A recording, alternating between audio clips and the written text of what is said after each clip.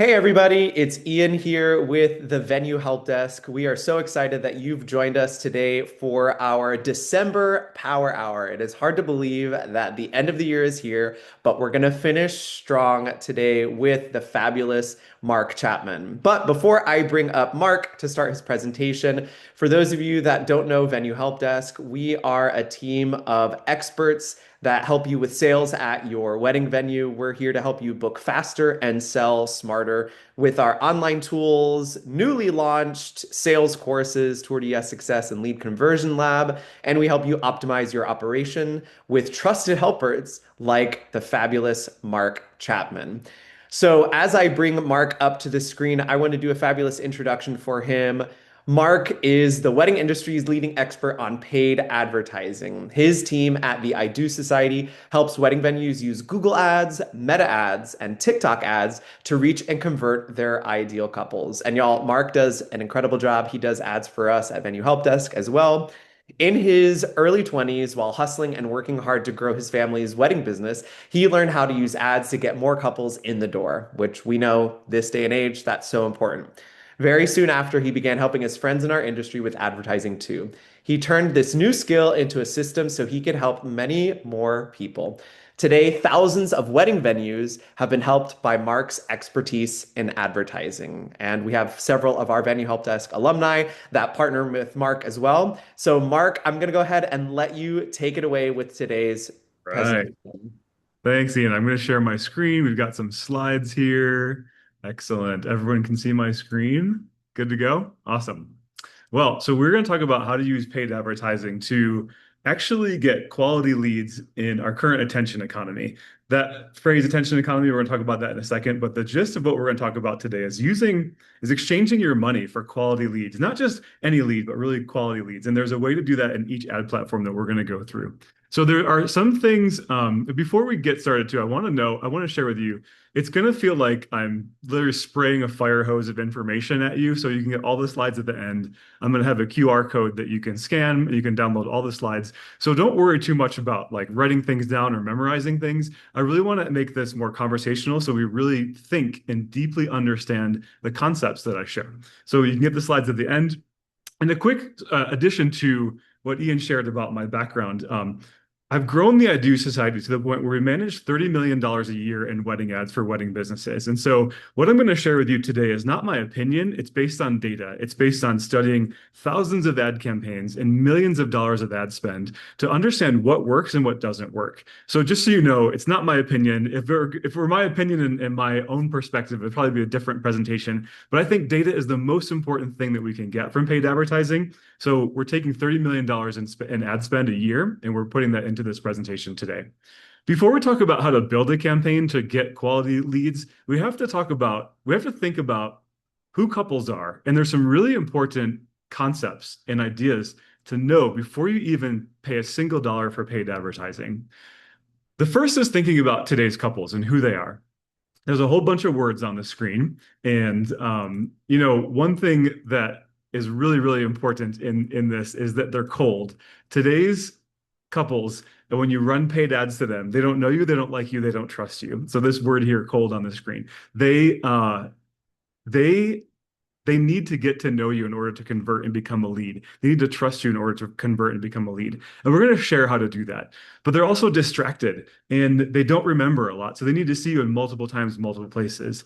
They spend 90% of their time on mobile devices, right? So we could talk about couples, and I'm not saying couples, I'm not bashing couples. These are true of us as like non-couples, right? Like this is how we act on the internet too. But the reason I share this is because it's really, really important to consider that paid advertising is not the same as getting a warm referral. And we also live in an attention economy. And what I mean by that is that we've found that the businesses that get the most attention often get the most business. And sometimes it has nothing to do with the quality of the business or how kind or how good the business owner is or how well they treat people. In today's world, because our attention is being pulled in a million different directions, we literally live in an attention economy, and those businesses that get the most attention often get the most business. And this is why paid advertising can be so powerful, is because you are paying for your couple's attention online.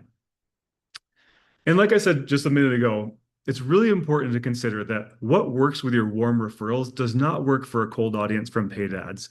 Because those people who have never heard of you before and they see your ad on Instagram for the first time, again, they don't know you, they don't like you, and they don't trust you. And that journey from discovering who you are to falling in love with you, it doesn't happen with just one ad and clicking on an ad and going to your website and being like, oh, this is the venue for me.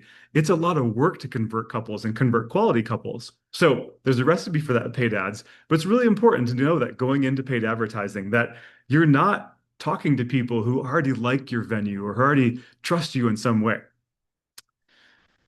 Also, all of your marketing works together. Your paid advertising is one of your marketing channels, but if you, well, let's just go through this and look at this. Like, let's say you're running Google ads and they go to your homepage and they click on the Google ad and go to your homepage.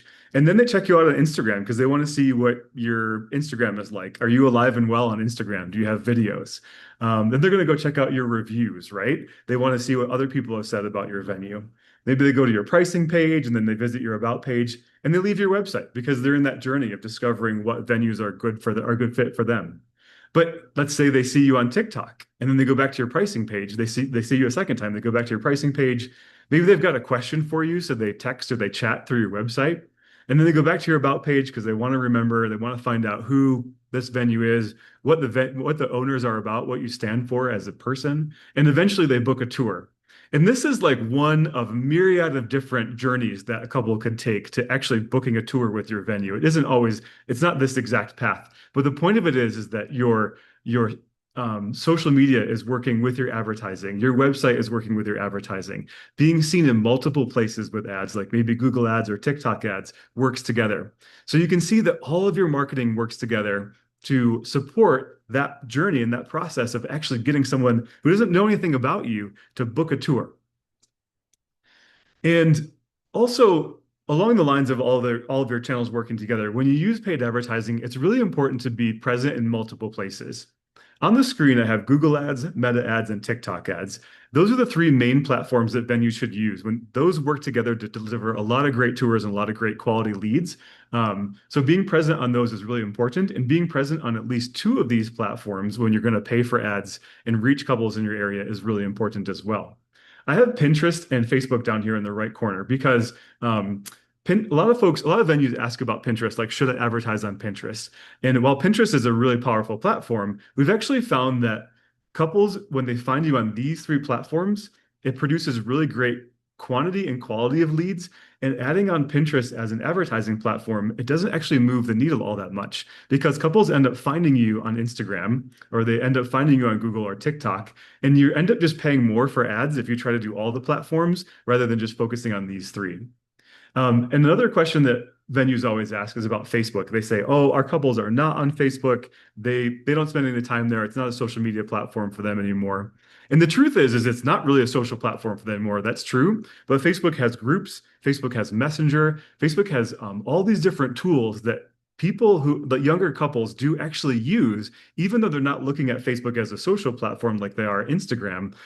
We actually see that when ads are run on Facebook and Instagram, which is the Meta platform, Meta is Facebook and Instagram, that it increases the number of quantity and quality of leads substantially. So running ads on Facebook is really important, despite the fact that it is not necessarily a social platform that couples use anymore. They use Instagram more.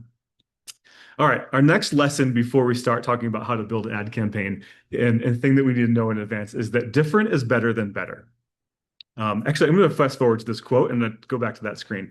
My friend Adrienne had said, if you don't stand out, if you don't tell people what makes you different, pricing becomes the determining factor for folks. And it is super, super important as a venue to share with people how you're different. Now, a lot of folks come when they come to work with us at the I Do Society, they say that their differentiating variable is that their level of experience is beyond other venues in their area. But at the same time, when couples are thinking about paying you $10,000 for your venue or whatever they're going to pay you, they expect your experience to be really good because they're paying a lot of money.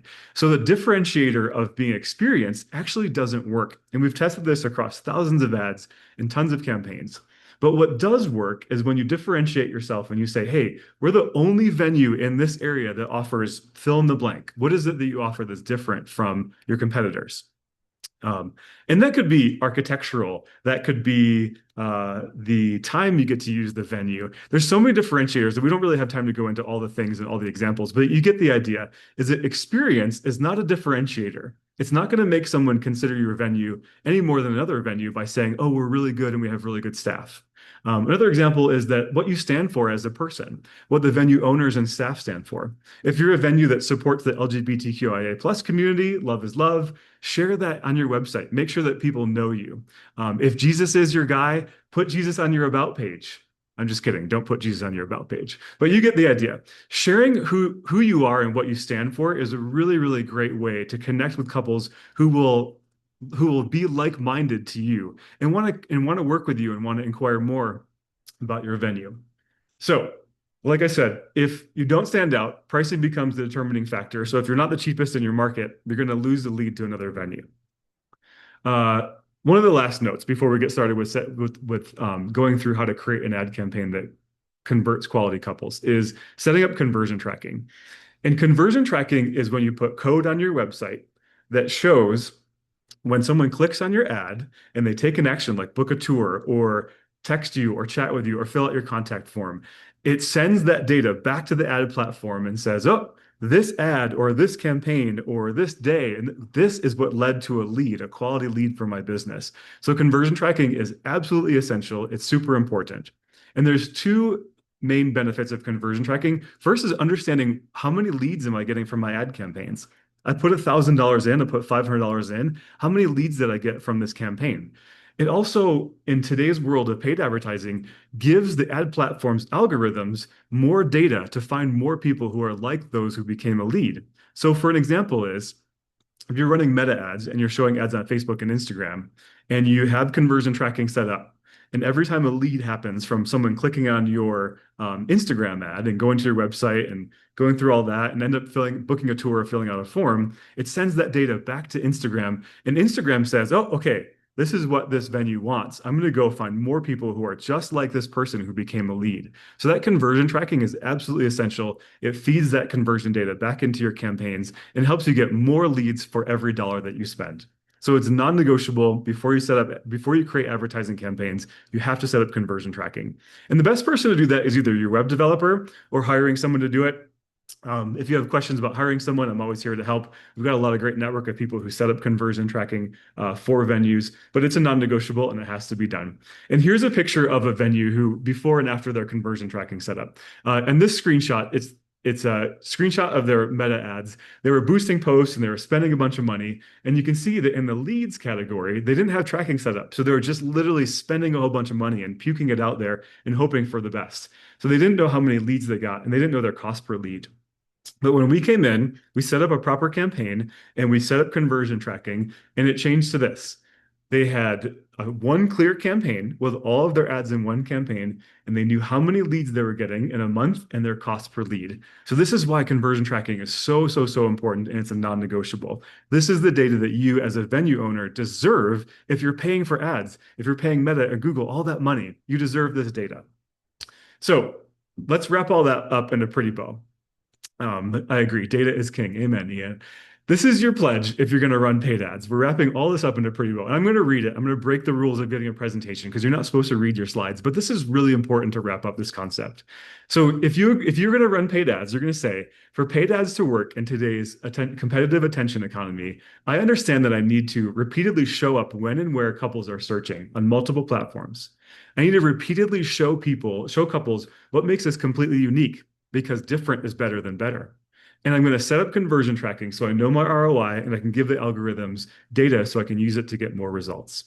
So that's our lesson on what you need to know before you even pay a single dollar for paid ads, and wrapping that all up in a pretty bow. But the reason why you're probably here is like, how do I build my ad campaigns? How do I actually run ads that work? So we're going to go through Google ads first, Meta ads, which is Facebook and Instagram, and then TikTok ads. We're going to start with Google ads. If you're a company that is already running Google Ads, maybe you set it up because you got a credit for $500 for Google, or somehow you decided to run ads because maybe you set up your Google business profile and Google prompted you to spend a little bit of money, you probably create a smart campaign. And those smart campaigns are absolutely pure evil and very bad. So we want to go ahead and turn those off. I would even say if you know you're running a campaign now and it's a smart campaign, like pull out your phone, turn that campaign off. What we know for certain about smart campaigns on Google is that they actually bid on your business name as a keyword. So people who are typing in your venue name, they see your ad and they click on it and they spend your money. If they type in your business name or your venue name already, they know that you exist and they're going to find you they're going to find you on Google Maps, they're going to find your Google business, or they're going to find your organic results and they're going to click on that. So turn off your smart campaigns because you only want to spend money on people who are searching for a venue who don't know that you exist already. And the way to do that is by building a search campaign. A search, I use the word search and it's in bold there because that's the campaign type that when you go into Google Ads and you say, I want to create a new campaign, it gives you options of different campaign types to choose. And the search campaign is the one that you want to choose. So let's say you're building a search campaign. This is the anatomy of that campaign. You've got the campaign, you've got ad groups underneath it, and inside each ad group are keywords and ads. And the example for a venue could be if you have different types of events that you want to promote at your venue, like weddings and quinceañeras or corporate events, you have one campaign, and in each group of ads, you have ads and keywords related to that type of event. So in our case, most of us are really heavily promoting weddings. But if you do other types of events, you want to break it out into a separate ad group with its own keywords and ads, because you don't want someone who searches for a quinceañera venue to see your ads about weddings. They don't want to know that you do weddings. They want to think the only thing that you do is quinceañeras. And the same is really true for couples, right? When they're looking for a wedding venue, most couples want to go and book a tour and have their wedding mostly at a venue that's like for weddings, right? They don't want to know that, oh, you mostly do corporate events and weddings are sort of your side gig. You want to make sure that that is a really clear funnel of communication. So this is the anatomy of a Google Ads campaign and how to set that up.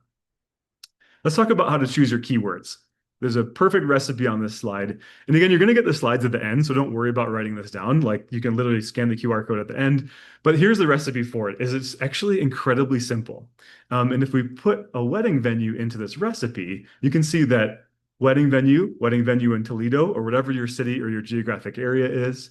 Wedding venue near me is an incredibly powerful search that works really well. And then the recipe, the descriptor and business type in location. You can have as many of these as you want, but there's only one on the screen. Outdoor wedding venue in Toledo. So the descriptor here is outdoor, and then Toledo's the location. But you get the idea. What is it that makes your venue different and unique? And like, where are you located? And that's going to be one of your, we call it a long tail keyword that's going to do a really good job at driving a lot of very specific traffic to your website from Google Ads for people who are looking for what you are and and what you have to offer that makes you different and unique.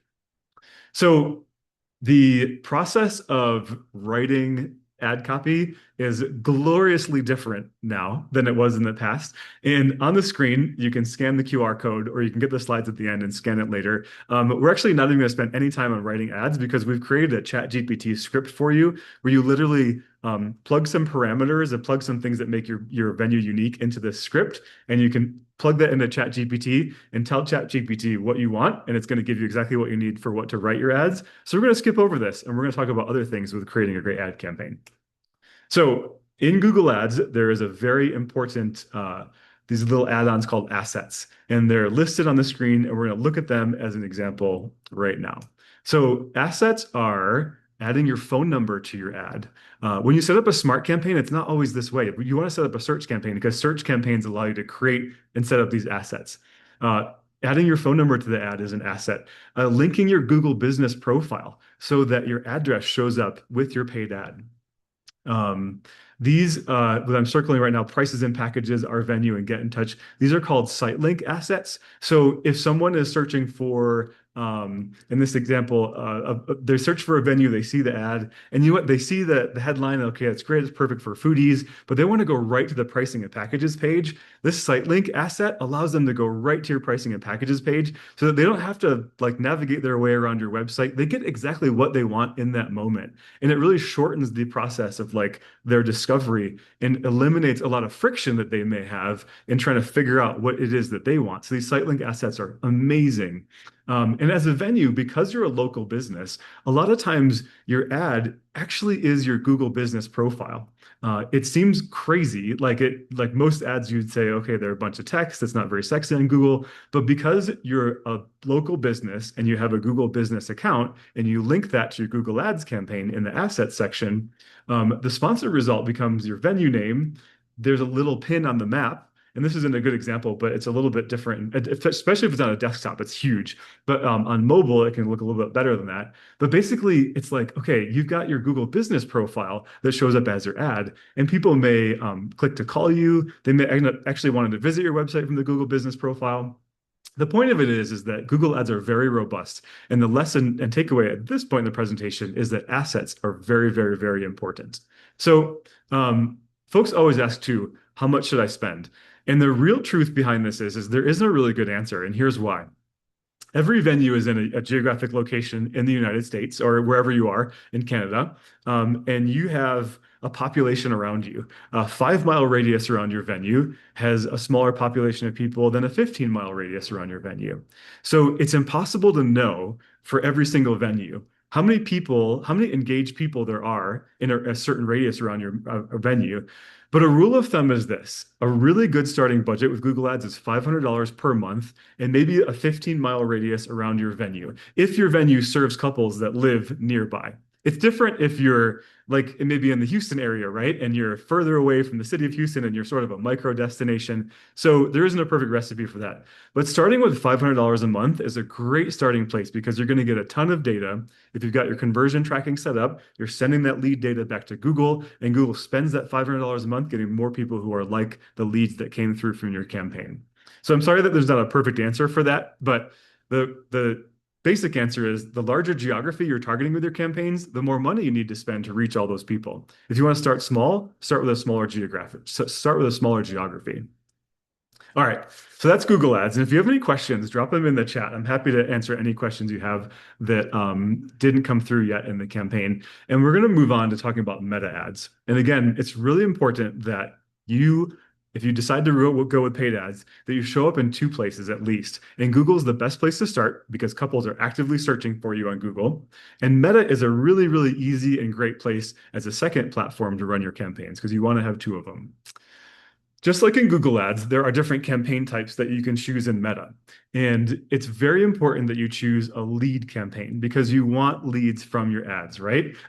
There are a lot of different options. Sales is one that seems kind of tempting, but at the end of the day, couples are not going to click on your ad and pay you money. So you're actually not an e-commerce business, you're a service business, and you want leads from your Meta ad campaign. So when you're setting your campaign up, you choose leads.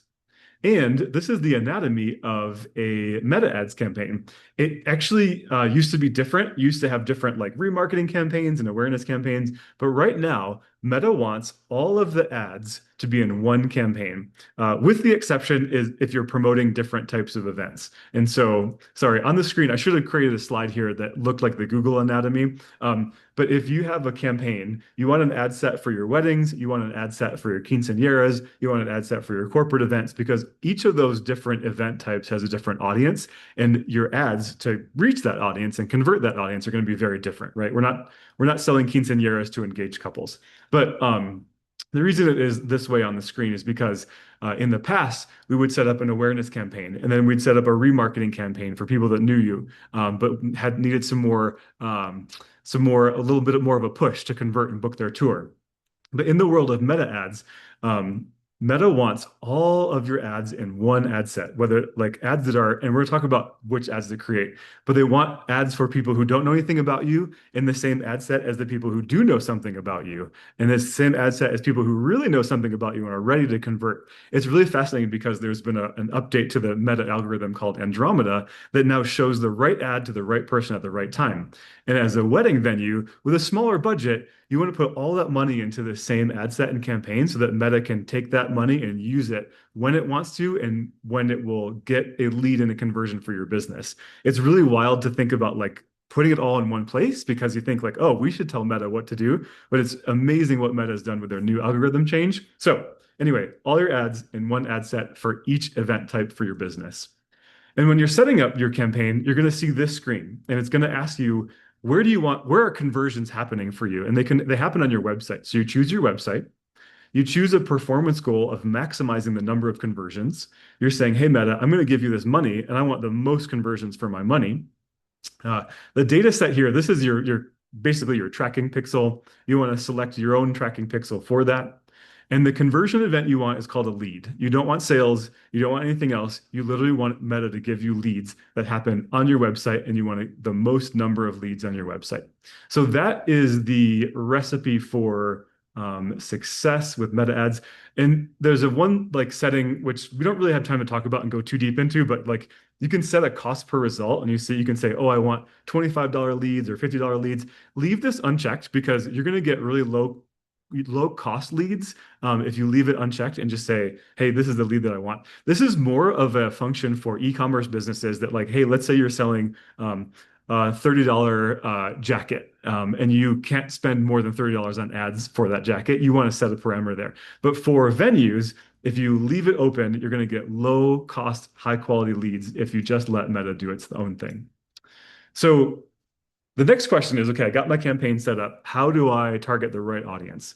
And in Meta, there was a time a long time ago when you would be very specific about the audience that you wanted. But now we're actually changing that to target and suggest an audience for Meta, but allow Meta to go beyond that. So you're obviously going to set a location. That's like a non-negotiable, right? So we don't want to start target everywhere. Wherever your venue is, set your location parameters to where couples who would reasonably come and get married at your venue would drive from. And then we're going to suggest an audience. We're not going to tell Meta that we only want people in this audience to see the ads, but we're going to suggest it. So you put in your age. If you want to set a gender preference, if you only want to show ads to women, which is what some venues do typically, and then detailed targeting, right? They're engaged, they're interested in wedding dresses, or they're interested in engagement. And this suggestion gives Meta a framework for who should see your ads. But the one thing that's really, really important today to leave on is called an Advantage Plus Leads campaign. You want to toggle this switch on if it's not already. Meta's probably going to already have it on for you. And what this means is that there are a lot of people who don't put their Facebook status as engaged anymore, right? Because they're not using Facebook as a social platform. And on Instagram, which is a huge place where a lot of people interact with your venue and your ads as well, and your social account, there's no like relationship status on an Instagram profile. So Instagram's not collecting that data, but it's an incredibly powerful platform where like they see when she posts that picture of a ring with her fiance, right? It's taking in all this data. It's taking in all the things that she's interacting with, or he's interacting with, or they're interacting with in their Instagram account when they start to like research wedding planning and start to research engagement. So by suggesting the audience, you're giving Meta direction, but by leaving it wide open, you're making sure that Meta can show your ads to people who actually are the right fit for you. And it's really scary to do this because in the past, we would say, okay, Meta, we only want you to show ads to this specific audience, but it's just not the way that it works anymore. It's absolutely fascinating. So that is how to set up your audience in Meta. And the rest of the targeting happens from what you actually put in your ad text and images and videos. And we're going to talk about that right now. So how do I tell Meta through my images and my ad copy what I want people to see and who I want to reach? And just like the Google Ads, we no longer need to worry about writing text. There's a ChatGPT prompt for you that we've created right here. You plug this prompt, you fill in your details into the prompt into ChatGPT and put it into ChatGPT, and it will give you the ads that you need for your Meta Ads campaign right there. So let's use our time differently and talk about the different types of ads that there are. There's single images, there's carousel ads, and there's short video ads. You also want creative diversity. Like we talked about in that one slide that showed the anatomy of the Meta Ads campaign and having all your ads in one bucket. You need different types of ads, these single images, carousels, and short form videos, but you also need creative diversity. So ads that speak to people that don't know anything about you, or ads that speak to people who are just ready to buy from you. They already know you, they've seen your Google reviews, they've watched your videos. All those belong in one ad set, which is super crazy, but Meta shows the right ad to the right person at the right time. And like I said, they all live in one campaign. And here is a version of what that anatomy looks like after you have your ads built out. So you can see, here's some examples. sorry, a text overlay. I'll show you that on the next screen, which you just saw for a second. Um, an image that shows you with a couple, you as the owner, you as the management team. Uh, we'll get into this in a bit later, but like people buy from people. People want to know the story of your venue. They want to know why you do what you do. They want to know who you are. If you're hiding behind your website or you're hiding behind a beautiful logo or an about page that actually isn't about you, you're not going to get as many quality leads from your ad campaigns because people want to know who you are and find out what makes you different, what you think, what you believe, what you stand for. People buy from people, so it's really important. So this image ad of you with a couple is very powerful, actually. A carousel ad is one that you would like swipe through. There's multiple images, and you can just swipe through them on Instagram or Facebook, showing different areas of the venue, maybe the bridal suite, the ceremony areas, indoor and outdoor. Showcase all the different areas that your venue offers for different parts of the wedding to happen there.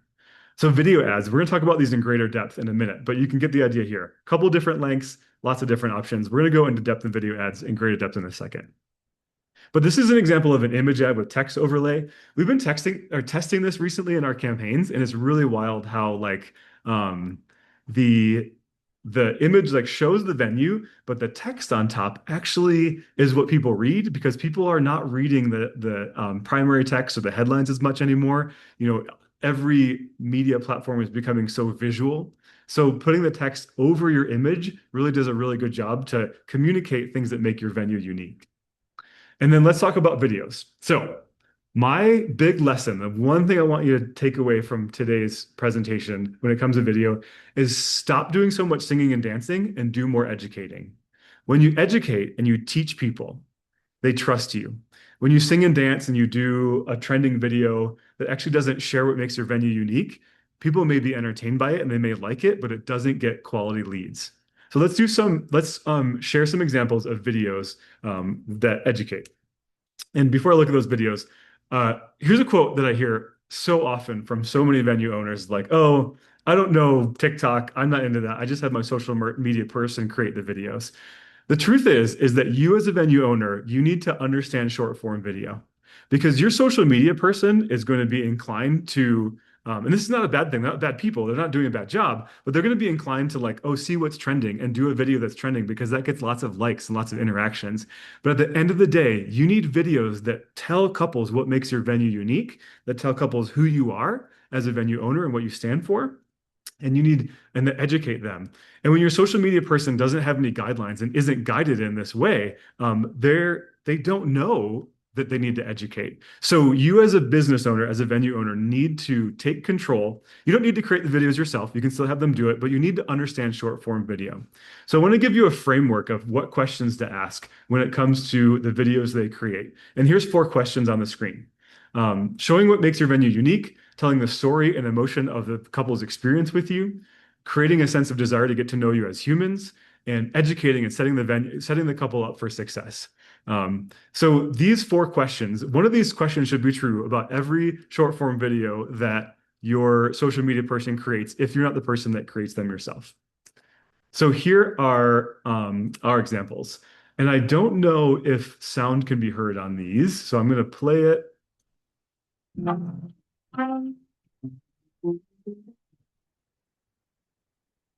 Be the twist, the one to make you stop. The icing on your cake, the cherry on the top. It's heaven. So actually, Ian, if you will put in the chat, could you hear the music with that or not? Because for the next videos, I'll explain them if not. Okay, perfect. So the music was playing. Great. So in this video, we saw the venue. We saw some of the smaller details of the venue. We totally got the vibe of this venue, right? And I cut it off. It's only 16 seconds long, but you get the idea. It's short, quick frame changes of different areas of the venue and what the vibe is. This is a basic video. Honestly, it's not an amazing video, but it works really well because it gives couples a sense. It's like sort of top of the funnel. Hey, this is what our venue looks like. This is great. But let's take a look at another example. I think people always ask us is about our vendor policy. Can you bring in your own vendors? Absolutely. Always, yes. Always. No, seriously. There's a lot of venues out there that are super restrictive about who you can bring in.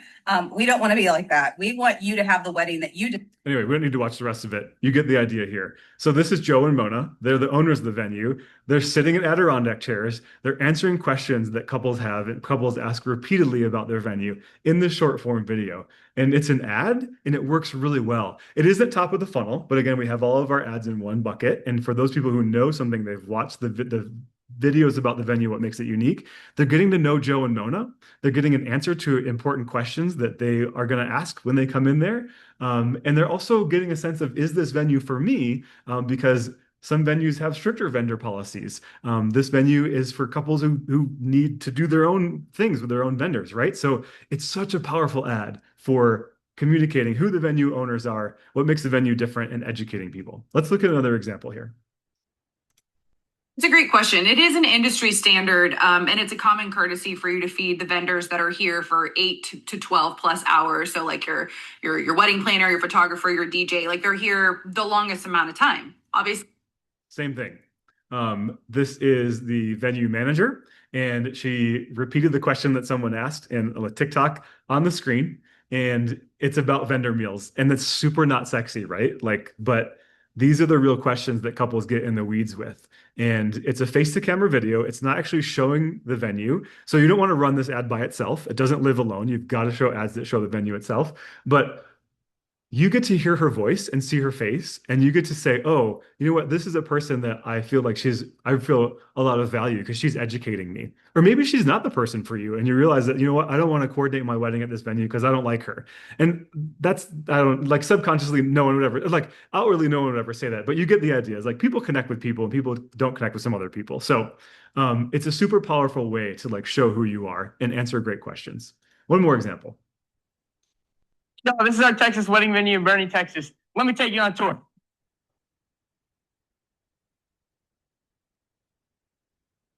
Oh, it's fun. This is where we get married and they say their vows and promise forever. Beautiful palm back. It's a great view when they get married. Let me take you to the bar. Our bar drinks for some reason. Let me take you to the bathrooms because people. All right, you get the idea. So this is a really, really fun concept too. It's is the owner's teenage son. He's running around the venue. He's like showing the spaces, and it's actually a really, really beautiful venue. But they've added an element of fun to this, where it's like, hey, this is our family, this is our kid, and he's running around, and he doesn't really get it, but like you're also like sort of entertained, but you're really deeply seeing the different areas of the venue. So you're sort of mixing, like Ian said, high energy, movement, and fun. Super, super great examples. So those are just 4 examples. We could share a million more. I've got a million more, but we don't have enough time for that. So let's move on. People often ask, like, oh, how often do I change my meta ads? And the truth is, if there's something that's changed about your venue, or there's something that you're promoting, like maybe an open house, excellent. Like create a new ad in there and put it in there.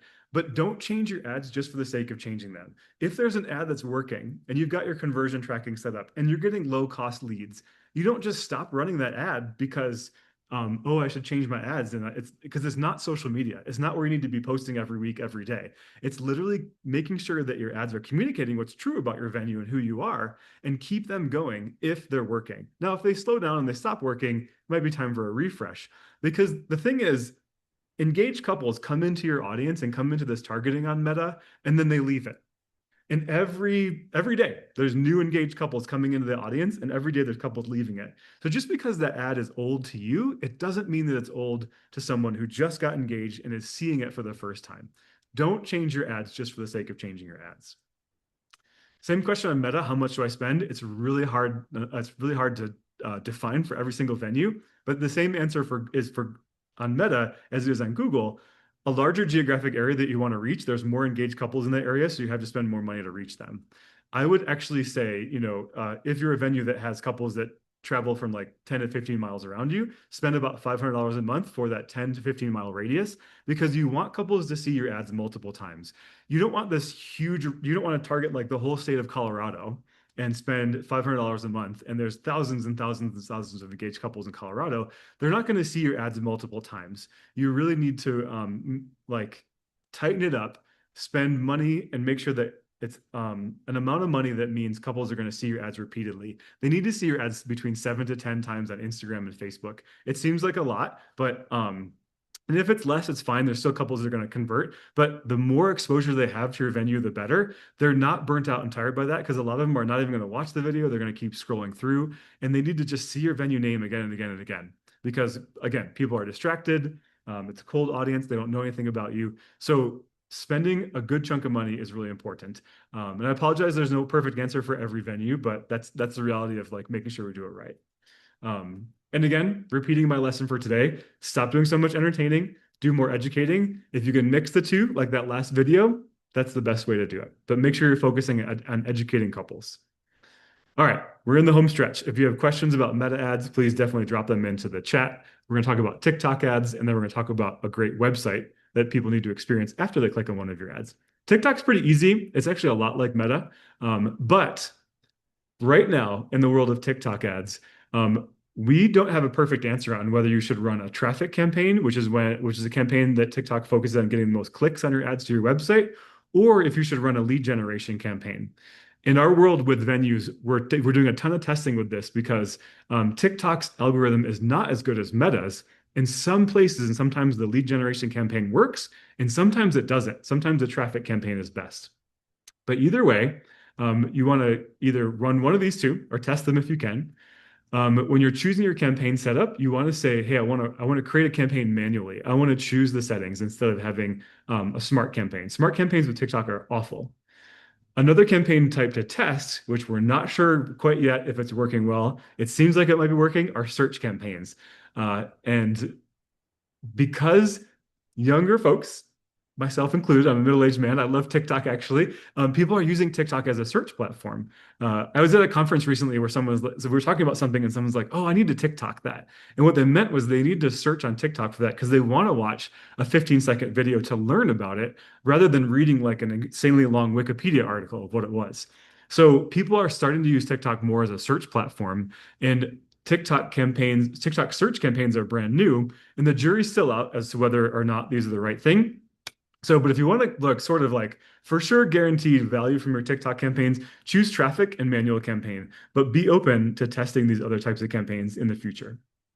And the anatomy of a TikTok campaign is super simple. Same thing as Meta. You want one ad set for every event type that your venue does, and you want all your ads inside one ad set.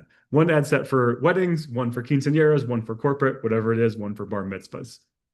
And when you're choosing your settings in TikTok, it's very similar to Meta. You do want to specify, you don't actually want to give TikTok the reins just yet, unlike Meta, where you just kind of make it broad. You want to specify your location, your age range, your gender if you want to. TikTok, most of the time we actually run ads targeting toward women. That doesn't have to be that way for every single venue, but you get the idea. Is like in most cases, for most couples, women are doing the planning and they're doing the searches for a venue. So to save a little bit of money, you want to target just women. Catherine has a question that says, you have a $5,000 a month ad budget for one venue. How would you break down the allocation across these three platforms? Catherine, I would spend it evenly at the start. And you're going to have that conversion tracking set up, and you're going to watch like, where are my leads coming from? And you may shift your money around depending on where the lead's coming from, but I would spend it evenly across all the platforms. This makes sure you have a bunch of money for people searching on Google, a bunch of money for people seeing you on Facebook and Instagram, and a whole bunch of money for people seeing you on TikTok. It's a great question. So when you are setting up your demographic targeting for TikTok, you can also choose to target by spending power. You know, we're in the wedding industry, and the person who sees the ad and chooses to tour the venue isn't always the one that writes the check. So my caution is don't necessarily lean into high spending power. Focus on all spending power. You can also set up different options for household income. You know, and sorry, that's the same answer, is that it's really hard to tell because the person writing the check is not always the person who's making that decision. But if you're definitely a higher end luxury venue and you only want luxury clients, then go ahead and target by household income there. And then interest in behaviors is the next screen you'll see when you're setting up your TikTok ads. You want to put in all the different like wedding interests because TikTok doesn't allow you to target by engagement status. right? TikTok really isn't a social media platform. It's actually more of an entertainment platform where people are just consuming short form video, and very few people are posting their personal information there. Everyone's watching the videos, but very few people are sharing. And so you want to make sure that you're targeting people who are interested in all sorts of different things when it comes to the wedding industry, especially wedding dresses, right? Like if a TikTok user is heavily watching short form videos about wedding dresses, and she's female and she's in your area and she's in that age range, it's the same targeting as Meta without saying it. It's just that's the way to set it up. So same thing with creative diversity inside your TikTok ads. You want to create videos for all stages of the buying journey, and you want to have different length videos. We found this really fun trick with 10-second videos, which is not a lot of time, but this is what happens is when a 10-second video rolls, people often watch it more than once because it's really short, especially if it's a good video. So this tricks the system and it says, oh, people are watching this video repeatedly, so it must be valuable content. And therefore, TikTok thinks, oh, this is valuable content. I'm going to promote it more across the platform. So that's our little trick for right now. Who knows how long TikTok will do that and if they'll catch on to it, but it's a pretty cool thing to be able to get a lot more engagement. And doing a quick 10-second video will do a great job with that, tricking the system. Same thing with TikTok, the same answer. How much you spend depends on your geography and how many couples there are. TikTok, I would actually go even closer with your geographic radius and hone in because you have a lot more users, a lot more interaction on TikTok, with people watching a lot more videos than they are on the other platforms. So apologize that there's not a perfect answer for that, but a great, actually the minimum TikTok budget that they require is $600 per month, which is $20 per day. So if you don't have that $600 a month because you're running ads on Google and Meta, don't spend on TikTok just yet. Save that for sometime down the road. And then the videos that you should create are the same as what we talked about with Meta ads. They work for both platforms and they both work incredibly well. So this is the last section of the presentation. We're in the home stretch, just a couple more things. What about after they click on your ad?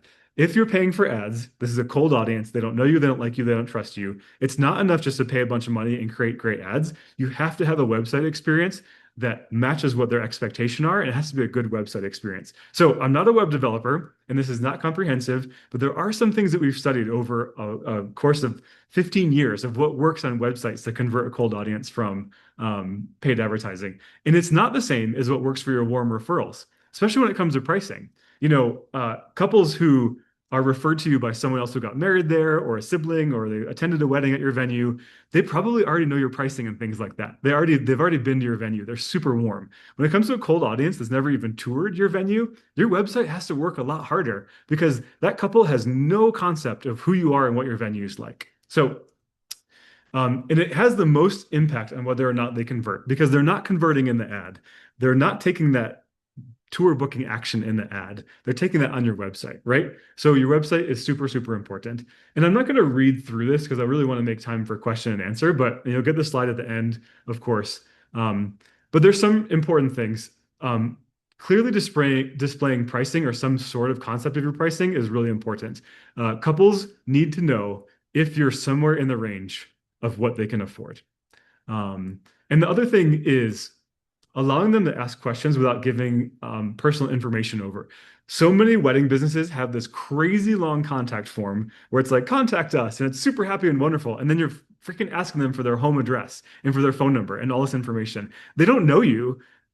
They click on a paid ad and they get to your website. They don't know anything about you. They don't trust you yet. They're not going to give you their personal information. If you implement a chat bot or a click to text option on your website where they can literally click and just ask you a question or start a conversation, you're going to get so many more quality leads because they don't feel like they have to give you all of their data and you're going to spam them and just like abuse that information that they're giving you. Let them talk to you. Let them ask a question without giving you their personal information. So you got a lead, and now what? We found 4 reasons why leads from paid ads ghost you. Not having an automated response. Couples expect that you are going to acknowledge their request or their submission of your form or their text message immediately. They want to know that you got their message. So having an automated response is super, super important. Forcing them to communicate in a format that they don't want to use. If you're a venue that sends out like 10-page emails to your leads, and they give you their phone number as well, they probably want to be texted. So stop forcing people to read your long emails and text them. But sending long emails, that's the other point there. Oh, sorry. We're gonna look at that. Anyway, you get the idea. Communicate with them in a format that they want to communicate in, and texting is so important. This is actually a quote from you, Ian. 33% of emails get opened where 98% of text messages get opened. It's so powerful. They may not respond to your text message, and we're gonna talk about that in a second, how to get them to respond, but 3 times as many people open and read their text message as they do their emails. So stop forcing people to read long emails. Get on my soapbox about that, but I'm gonna step off of it. On your website, there's a specific strategy we've been studying for learning what gets people enough form boxes for people to fill it out and gets them to fill it out. So here's our recipe for success. We use these forms with every single venue that we run ads for, and it works incredibly well. You're asking them for their first and last name, their email address and their phone number, their preferred wedding date, and then you're asking them, and sorry, this is also from Ian. Thank you so much, Ian. It's been such a huge impact. You're asking them where they are in their journey, in their planning process. And before I go into the drop-down list here, none of these boxes are actually required. So people assume now that the boxes on forms are required, but we don't make them required, because if they don't want to give you their phone number, they don't want you to call them. They don't want you to text them. Let's say they fill out their first name and their phone number and that's it. That means like, hey, her name's Janice and she wants to be texted. It's really, really, really powerful to let people fill in the form boxes that they want to fill in, because it's telling you how they want to be communicated with. And then this little drop down is really powerful too, because guess what? Not everyone who fills out the form on your website is actually an engaged couple. Sometimes they're a planner. Sometimes they're not even engaged yet, but they know they're going to get engaged. And so they're in that process of like figuring it out. So by asking these questions and finding out where they are in the journey, it allows you to respond to them in a meaningful way that actually represents who they are. And you're not saying congratulations on your engagement if they're not engaged. It's super fascinating. So we did a study of all of our venues and all of our ad campaigns of that drop-down form. And what we found was there's one more thing on this form. There's a little box there that we ask people to check. If they put their phone number in, we ask them to actively check that box so that when that lead comes through, we know that they prefer texting, because they've literally taken the moment to say, I prefer texting. And it tells you how you want to be communicated with this. Yeah. And I know we're running out of time, sorry. So Aaron, there will be slides at the end. And Rachel's asking, does this mean you'd recommend a different lead form for the different styles events that acquire? Yes, actually. So if you have a website where you have like quinceañeras or bar mitzvahs and bat mitzvahs, put a different form and make that form make it unique to that different type of event. And we're almost done. We have just like two more seconds. So we studied people who filled out that form. 68% of the people actively checked the box to say they wanted to be texted. That's incredible. And you can see the percentages here, of people who selected different items from the dropdown. Only 0.3% were wedding planners. The majority were newly engaged people, and then a mix of like some people researching venues for a friend or family member. That's 1 out of 10 leads. That's actually pretty powerful to know. Anyway, you'll get the slides at the end. You can look at all that fascinating data and nerd out with me on it later on. Your follow-up communication should be customized for who they are and select in that dropdown. And then this most important thing here is your follow-up communication needs to be focused on getting them to take the next step, to take the tour, right? So many times venues are like, here's a planning guide, or here's some information about flowers, or blah, blah, blah. If they said we're interested in your venue and you're communicating with them and following up with them like 7 to 10 times, follow up with them about the tour. Focus it on the tour and tell them about the benefit of taking the tour. Cut the extra crap, don't do the fluff. Focus the communication on what action you want them to take next, and keep that consistent until they say no thank you. All right, last one, texting strategy. When you have your cell phone out and you get a text message, if you get this text message that says, congratulations on your engagement, do you have a date set for your wedding? You don't know who that's from. And if you're a bride or you're a couple and you're planning a wedding and you're getting texts and emails from literally like 20 or 30 different vendors who are courting you, if you don't like know who that text is from, you're probably not going to read it, or you might read it, but you're not respond. if you say your name and your venue name at the beginning of each text conversation, they're going to remember who you are and they're going to be like, oh, that's Melissa from Beautiful Venue. I remember talking to her. I remember hearing from her. I'm going to open up that text message and I'm going to respond to her. And this is the text preview that comes on your mobile device, right? So by saying your name and your venue name in that text preview, it's a game changer.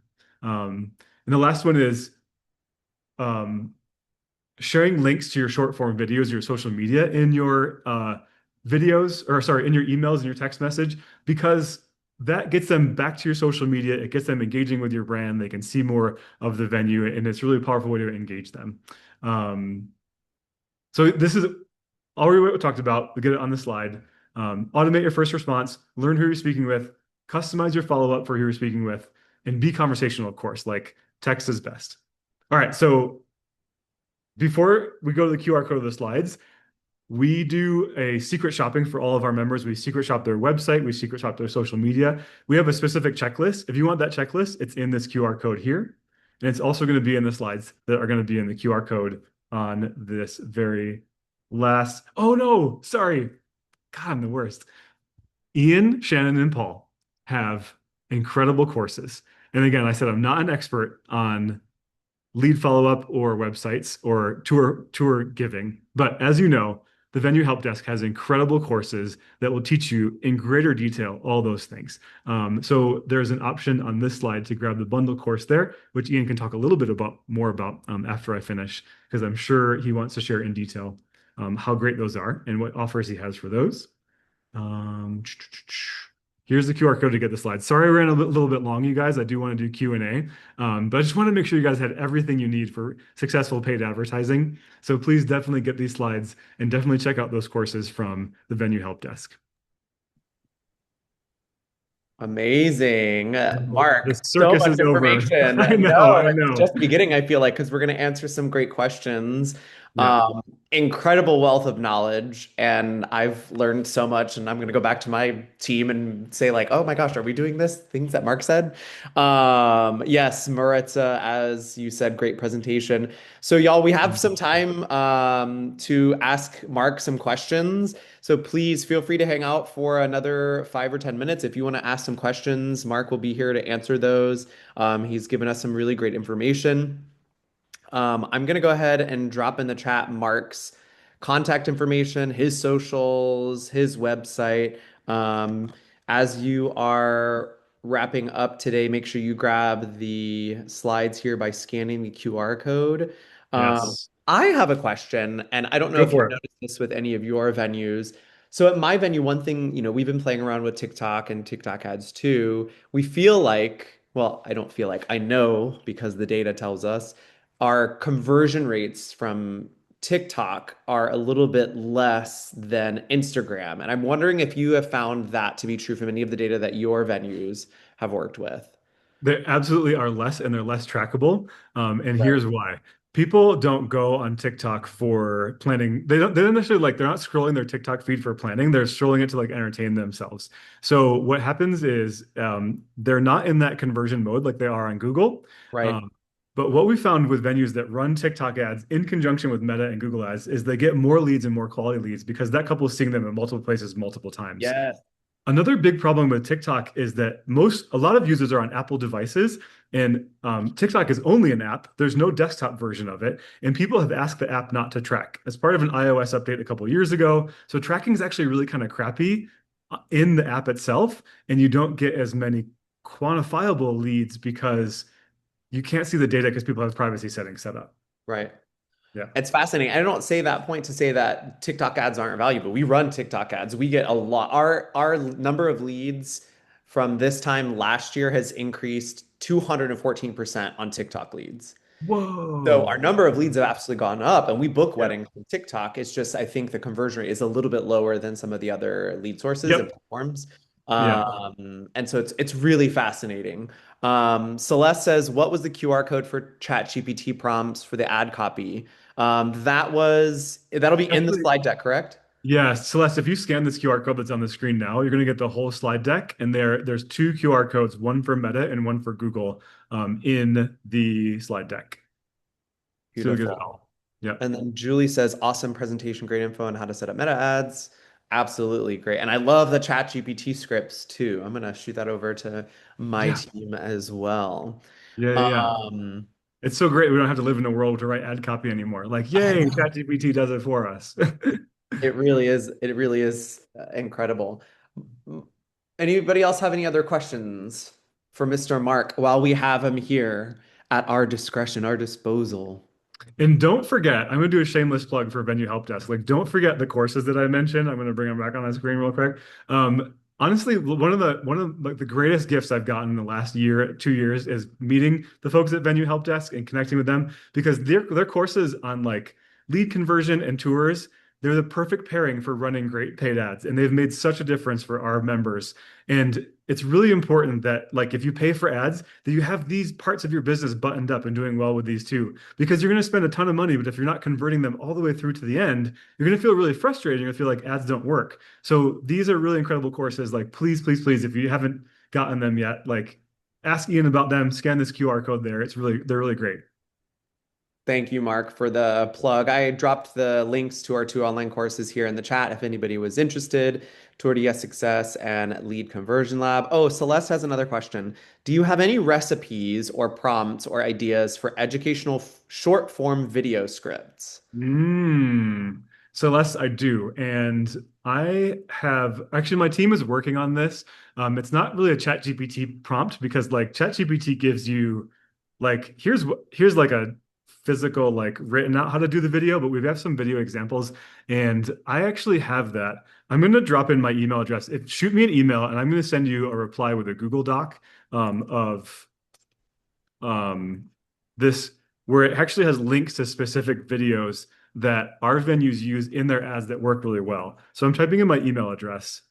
And if you shoot me an email, I'll reply with that Google Doc.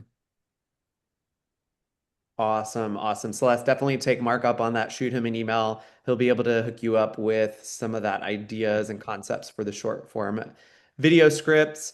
Everybody, as we wrap up today, I want to remind you that we will have a replay of this webinar. If you want to go back and watch it, of course, hear anything that Mark shared with you, you can access the replays in our exclusive Facebook group for Venue Help Desk. I've dropped the link here. It's called the Insiders Network. If you click that link, you'll be able to join our private Facebook group, and that's where all of our replays for our power hours live, and you can go back and access any of the older power hours as well. So once again, I want to give a huge round of applause to Mark Chapman from the I Do Society for sharing his wealth of knowledge with us here today. As those of you that are prepping for engagement season, we are here. Right now is the time to focus on your ads, your lead follow-up, and your sales processes. We're here as a resource for you at Venue Help Desk. Mark is here for you as a resource as well. And I'm going to go ahead and sign off and stop the recording. If you need to hang out for a few more minutes, chat with Mark, you're more than welcome to stay on. So thanks so much, everybody, for joining us for today's Venue Help Desk December Power Hour. Thanks, everyone.